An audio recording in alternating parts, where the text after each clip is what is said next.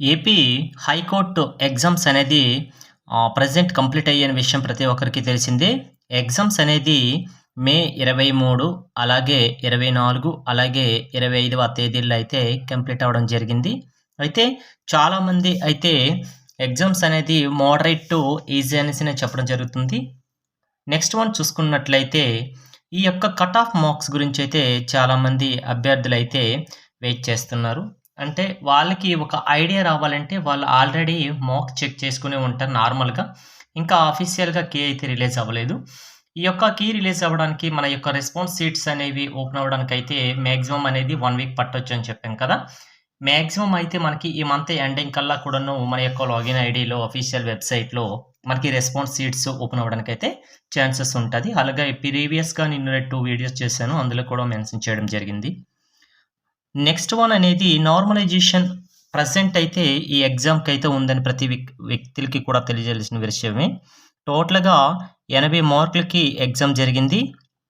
90 మినిట్స్‌లో ఈళ్ళు ఎగ్జామ్స్ అనేది కంప్లీట్ చేయాలి. ఆ విషయం కూడా అందరికీ తెలిసిందే. అలాగే ఎందుకు ఈ నార్మలైజేషన్ ప్రాసెస్ అనేది కంప్లీట్ చేస్తున్న విషయం కూడా మనం మాట్లాడుకుందాం. అయితే వీడియో చూస్తున్న ప్రతి అభ్యర్థి కూడాను దయచేసి లైక్ చేసి సబ్స్క్రైబ్ చేస్తే ఈ ఇన్ఫర్మేషన్ అనేది మరికొంతమందికి అయితే స్ప్రెడ్ అయ్యే ఛాన్సెస్ ఎక్కువగా ఉంటది. మనకి నెగెటివ్ మార్క్స్ అనేవి ఈ యొక్క హైకోర్ట్ ఎగ్జామ్స్‌కి లేవని విషయం ప్రతి ఒక్కరికి తెలిసిందే. అయితే ఈ నార్మలైజేషన్ ప్రాసెస్ ఎందుకు చేస్తారు అంటే కంపల్సరీగా ఈ నార్మలైజేషన్ ప్రాసెస్ ఎందుకు చేస్తారనే విషయం మనం మాట్లాడే ముందర ఇంకొక విషయం తెలుసుకోవాల్సిన విషయం. ఫర్ ఎగ్జాంపుల్ మనకి ఏపీ హైకోర్ట్‌లో సంబంధించినటువంటి జూనియర్ అసిస్టెంట్స్‌కి సంబంధించిన ఎగ్జామ్‌ని తీసుకుందామండి. జూనియర్ అసిస్టెంట్‌కి సంబంధించిన ఎగ్జామ్ అనేది ఒకే షిఫ్ట్‌లో గాని కంప్లీట్ అయిపోతే, ఒకే షిఫ్ట్‌లో మనకి కంప్లీట్ అయిపోతే ఈ నార్మలైజేషన్ ప్రాసెస్ అనేది మనకి ఉండదు. నార్మలైజేషన్ ప్రాసెస్ అనేది మనకు ఉండదు. కానీ ఈ నార్మలైజేషన్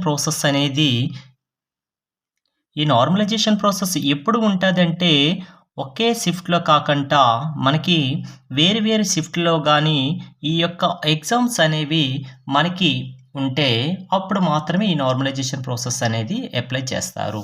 నార్మలైజేషన్ ప్రాసెస్ అప్లై చేయాలంటే కంపల్సరీగా అయితే ఒకే పోస్ట్‌కి సంబంధించిన ఎగ్జామ్ అనేది వివిధ షిఫ్ట్‌లలో జరుగుతాయి. ఆ వివిధ షిఫ్ట్‌లో జరిగేటప్పుడు ఒక షిఫ్ట్‌లో ఎగ్జామ్ అనేది ఫర్ ఎగ్జాంపుల్ ఫస్ట్ షిఫ్ట్‌లో ఎగ్జామ్ చూసుకున్నట్లయితే ఇక్కడ టఫ్‌గా వచ్చిందనుకుందాం ఎగ్జామ్ పేపర్. అంటే ఆ అభ్యర్థికి ఆ షిఫ్ట్‌లో రాసిన అభ్యర్థికి మార్కులు మాక్సిమం అది కొద్దిగా తగ్గే ఛాన్సెస్ ఉంటది. ఈ 80 మార్కుల్లో మాక్సిమం తినక చూసుకుంటే ఒక 50, 60 మధ్యన వచ్చాయి అనుకుందాం. ఫస్ట్ షిఫ్ట్‌లో రాసేటప్పుడు. అదే పోస్ట్‌కి సంబంధించిన ఎగ్జామ్ అనేది రెండో షిఫ్ట్‌లో రాసిన అభ్యర్థికి చాలా ఈజీగా అనిపించిందనుకోండి. ఈ అబ్బాయికి మాక్సిమము 60-70 ప్లస్ వరకు వచ్చే ఛాన్సెస్ ఉంటదనుకుంటా. అయితే ఈ సెకండ్ షిఫ్ట్‌లో రాసిన అభ్యర్థికి ఇన్ని మార్కులొచ్చాయి కాబట్టి ఈ అబ్బాయి కంపల్సరీగా అయితే హైయెస్ట్‌గా ఉంటది కాబట్టి జాబ్ వచ్చే ఛాన్సెస్ ఉంటది. ఎప్పుడు ఒకే షిఫ్ట్‌లో అయిపోతాయి. కానీ ఫస్ట్ షిఫ్ట్‌లో టఫ్‌గా రాసారు కదా! ఇతను కూడాను ఈ ఎగ్జామ్‌కే రాసాడనుకుందాం. వీళ్ళు కూడా ఈ ఎగ్జామ్‌కే రాసారనుకుందాం. అలాంటప్పుడు ఈ యొక్క అభ్యర్థుల యొక్క టఫ్‌నెస్‌ని ఈక్వాలిటీ చేయడానికి, అందరిని ఈక్వాలిటీ చేయడానికి వాళ్ళేం చేస్తారంటే యావరేజ్ అనేది చేస్తారు. అయితే యావరేజ్ చేసేటప్పటికి ఫర్ ఎగ్జాంపుల్ ఫస్ట్ షిఫ్ట్‌లో గాని ఒక 100 మెంబర్స్ రాసారనుకోండి. ఈ 100 మెంబర్స్ యొక్క యావరేజ్ తీసుకుంటారు. ఎలా తీసుకుంటారంటే ఈ 100 మెంబర్స్‌లో హైయెస్ట్ మార్క్స్ ఎవరున్నారనేది ఒక 20 వరకు అయితే హైయెస్ట్ ఫస్ట్ 20 వరకు తీసుకుంటారు. 30 వరకు తీసుకుంటారనేది హైయెస్ట్ మార్క్స్‌ని బేస్ చేసుకొని అయితే తీసుకుంటారు. అలాగే లీస్ట్ మార్క్‌లో ఉన్న వాళ్ళు కూడాను వీళ్ళు తీసుకుంటారు. ఈ highest mark, least mark average తీసుకుంటారు ఫస్ట్ షిఫ్ట్‌లో వచ్చిన వాళ్ళు. అలాగే రెండో షిఫ్ట్‌లో వచ్చే వాళ్ళు కూడా సేమ్ 100 మెంబర్స్‌లో ఒకవేళ అటెండ్ అయ్యారనుకోండి. అందులో కూడాను 20 మెంబర్స్ హైయెస్ట్ ఎవరున్నారో వీళ్ళ యొక్క యావరేజ్ లీస్ట్‌లోకి యావరేజ్ తీసుకుంటారు. దీనికి కూడా యావరేజ్ తీసుకుంటారు. దీనికి కూడా యావరేజ్ తీసుకుంటారు. టోటల్‌గా అన్ని షిఫ్ట్‌లు కూడా కంప్లీట్ అయిపోతాయి. ఫర్ ఎగ్జాంపుల్ జూనియర్ అసిస్టెంట్ ఎగ్జామ్స్‌కే ఉన్నాయనుకోండి.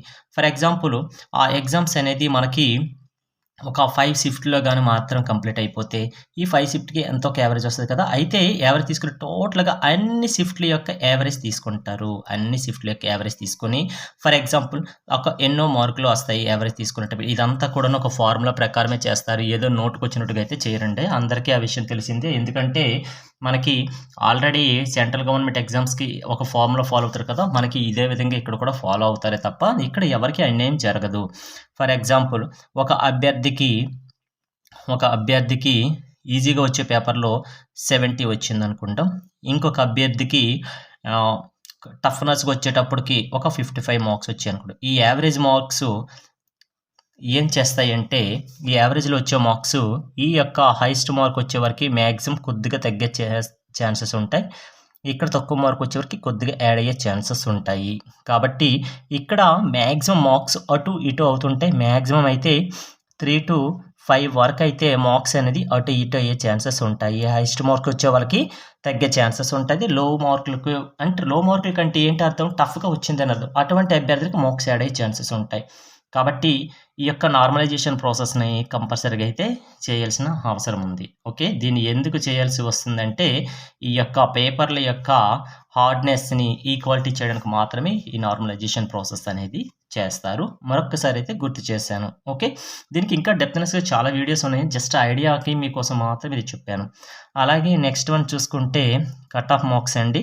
కట్ ఆఫ్ మార్క్స్ ముందలే చెప్తున్నాను. చాలా వీడియోస్‌లో కూడా చెప్పాను. ఈ కట్ ఆఫ్ మార్క్స్ నేనే కాదు ఎవరు చెప్పినా కూడాను జస్ట్ అవి ఒక ఎక్స్‌పెక్టెడ్ మాత్రమే. ఎలా ఎక్స్‌పెక్టెడ్ చేస్తున్నారు అంటే, అక్కడ ఒక్కొక్క షిఫ్ట్‌కెళ్ళి ఎగ్జామ్ రాసి కంప్లీట్ చేసుకొని వచ్చే అభ్యర్థి చెప్పే సమాధానములు బట్టి మాత్రమే ఎక్స్‌పెక్టెడ్ చేస్తారు. అలాగే ప్రీవియస్ వీడియోస్, అలాగే ప్రీవియస్‌గా మనకి కంప్లీట్ అయినట్టు ఎగ్జామ్స్ ఉంటాయి కదా హైకోర్ట్‌కి ఆటికి బేస్ చేసుకొని, ఇవి బేస్ చేసుకొని ఈ కట్ ఆఫ్ మార్క్స్ చూసుకునేటప్పుడు యావరేజ్, నెంబర్ ఆఫ్ వేకెన్సీస్ ఇవన్నీ కూడా ఉంటాయండి. ఆ కేటగిరీకి ఎన్ని వేకెన్సీలు ఉన్నాయి ఇవన్నీ చెక్ చేసుకొని మాత్రమే కట్ ఆఫ్ మార్క్స్ ఉంటాయి. ఎక్స్‌పెక్టెడ్ మాత్రమేనండి.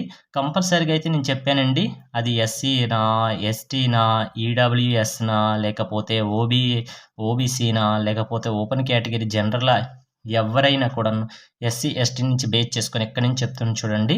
మాక్సిమం అయితే 55 నుంచి ఓపెన్ కేటగిరీకి అయితే 70 అండి. ఈ యొక్క స్కోర్ అనేది ఏ కేటగిరీ వాళ్ళైతే కంప్లీట్ చేసేసుకుంటారో వాళ్ళైతే సేఫ్‌గా ఉన్నారని చెప్పేసుకోవచ్చు. ఓకే. ఎవరు 55-70 మధ్యన వస్తే అది ఎస్సీ అవ్వచ్చు, ఎస్టీ అవ్వచ్చు, ఈడబ్ల్యూసీ, ఓబీసీ అవ్వచ్చు, ఓసీ అవ్వచ్చు. ఎవరైనా కూడాను ఈ యొక్క స్కోర్ మిడిల్‌లో ఎవరైతే ఉంటారో వాళ్ళైతే సేఫ్ జోన్‌లో ఉండాలని చెప్పొచ్చు. ఓకే. ఎస్సీ, ఎస్టీ వాళ్ళకైతే ఇది కొద్దిగా అంటే కొంతమంది చెప్తున్నారండి 50-70 అని చెప్తున్నారు. ఇది కూడా అయ్యే ఛాన్సెస్ ఉంటది. ఏదేమైనప్పటికి కూడా మీకు 55-70 మిడిల్‌లో ఉంటే మార్క్స్ కంపల్సరీగా అయితే మీరు సక్సెస్‌ఫుల్‌గా ఉంటారు. ఎవరికి ఇవి అంటే కొన్ని ఎగ్జామ్స్‌కి మాత్రమే ఇవి ఉన్నాయండి. అయితే నెక్స్ట్ వన్ చూసుకుంటే స్కిల్ టెస్ట్ అనేసి ఒకటి ఉంటదండి. ఈ స్కిల్ టెస్ట్ ఎవరు దీనికి ఉంటారంటే ఏ జాబ్ వాళ్ళంటే కాపీయిస్ట్ ఉన్నారు. అంటే కాపీయిస్ట్ వాళ్ళు, అలాగే టైపిస్ట్ వాళ్ళు, అలాగే స్టెనోగ్రాఫర్స్ ఉన్నారు కదా! స్టెనోగ్రాఫర్స్ వీళ్ళందరికీ కూడాను స్కిల్ టెస్ట్ ఉందనే విషయం తెలిసిందే. అయితే ఈళ్ళు మాక్సిమం ఈ ఎగ్జామ్ అయితే క్వాలిఫై అవ్వాలి first of all. Okay. Exam అంటే ఓపెన్ కేటగిరీలు, అలాగే ఈడబ్ల్యూఎస్ వాళ్ళు ఉంటారు కదా! వీళ్ళకైతే మినిమమ్ అనేది 40% అనేది వీళ్ళకి కంప్లీట్ అవ్వాలి. అలాగే బీసీ వాళ్ళకి చూసుకుంటే 35% ఉండాలి. అలాగే ఎస్సీ, ఎస్టీ, ఫిజికల్ హ్యాండిక్యాప్డ్ ఉంటారు కదా! వీళ్ళైతే 30% అనేది కంప్లీట్ అయితే వీళ్ళు సరిపడుతుంది. అయితే ఇందులో వచ్చిన మార్క్స్‌కి వీళ్ళ ఎగ్జామ్స్ తర్వాత లాస్ట్‌లో మెరిట్ లిస్ట్‌కి వీళ్ళ పేరు ఉండాలని గ్యారంటీ ఉండదండి. కంపల్సరీగా అయితే వీళ్ళు ఇవి క్వాలిఫై అయితే మాత్రమే వీళ్ళు దేనికి ఎలిజిబుల్ అవుతారంటే స్కిల్ టెస్ట్‌కి అనేది ఎలిజిబుల్ అవుతారు. స్కిల్ టెస్ట్ మనందరికీ తెలిసిన విషయమే. అక్కడ స్కిల్ టెస్ట్ అంటే టైపింగ్ స్పీడ్ అండి. ఎవరైతే వాళ్ళిచ్చిన టైం లోపల కంప్లీట్ చేస్తారో వాళ్ళ యొక్క స్పీడ్‌ని బేస్ చేసుకొని మాత్రం ఈ పోస్టులు ఉంటాయి కాబట్టి స్కిల్ టెస్ట్ అనేది చాలా యూజ్‌ఫుల్ అవుతది కాబట్టి ఎవరెవరైతే వీళ్ళకంటూ ఒక ఐడియా ఉంటది కదా! ఎగ్జామ్ రాసారు మాక్సిమం చెక్ చేసుకునే ఉంటారు. మావి చేసింది రైట్ ఆన్సర్స్ అని ఉంటాయి. వాళ్ళు మాత్రం కంపల్సరీగా అయితే మీరు ఈ స్కిల్ టెస్ట్‌కి బాగా ప్రిపేర్ అవ్వండి. ఇప్పటి నుంచే ప్రాక్టీస్ బాగా చేయండి. ఓకే. నెక్స్ట్ వన్స్ అనేది రెస్పాన్స్ షీట్స్ అండి. రెస్పాన్స్ షీట్స్ అయితే ప్రెజెంట్ అయితే మనకు అఫీషియల్ సైట్‌లో అయితే ఇంకా రాలేదండి. మాక్సిమం ఈ మంత్ యొక్క ఎండింగ్‌కి రావచ్చండి. ఈ మంత్ ఎండింగ్ అంటే మే ఎండింగ్ మనకి 31st లోపలైతే వచ్చే ఛాన్సెస్ ఉంటది. ఈ రెస్పాన్స్ షీట్‌లో మీరు పెట్టే ఆన్సరు వాళ్ళిచ్చే ఆన్సర్ కరెక్ట్ అయితే ఈ రకంగా టిక్ మార్క్ ఉంటుంది. లేకపోతే రాంగ్‌గా మీరు చేస్తే ఇంటూ మార్క్ అనేది వస్తుంది. ఈ రెస్పాన్స్ షీట్ వచ్చిన తర్వాత మనం అబ్జెక్షన్స్ అనేది ఆప్షన్ అనేది కూడా వాడివ్వడం జరుగుతుందండి. అబ్జెక్షన్ ఆప్షన్ కూడా ఇస్తారు. అంటే కొన్ని రాంగ్ అయ్యాయి, కొన్ని మా తప్పులు కొట్టారనేసి చెప్తాం కదా! అది అబ్జెక్షన్స్ ఉంటాయండి. అబ్జెక్షన్‌లు అయితే 1 or 2 క్వెషన్స్ అయితే ఔట్ అవుతాయి కంపల్సరీగా అయితే మనకి యూజ్‌ఫుల్ చాలా మందికైతే అయ్యే ఛాన్సెస్ ఉంటది.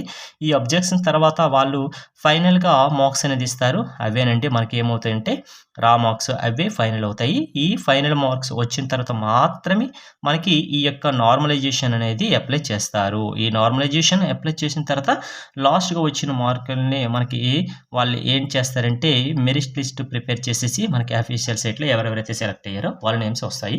ఈ ప్రాసెస్ అంతా జరగాలంటే first of all response sheets అనేది ఓపెన్ అవ్వాలి. ఓకే. Thanks for watching.